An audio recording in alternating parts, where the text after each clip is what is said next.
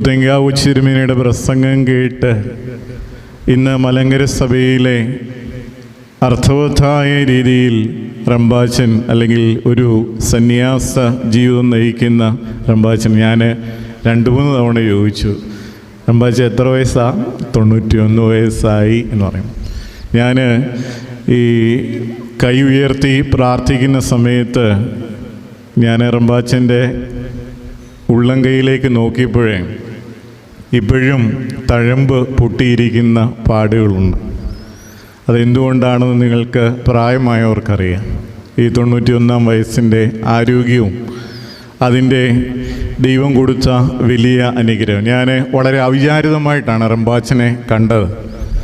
റമ്പാച്ചനെ കണ്ടപ്പോഴേ റമ്പാച്ചനോട് ഞാൻ ചോദിച്ചു, റമ്പാച്ചൻ ഇപ്പം കുർബാനയൊക്കെ ചെല്ലുന്നുണ്ട്, കുർബാന ചെല്ലാൻ ദൈവം എനിക്ക് ആരോഗ്യം തന്നിട്ടുണ്ട്. ഞാൻ ചോദിച്ചു, ഒരു ദിവസം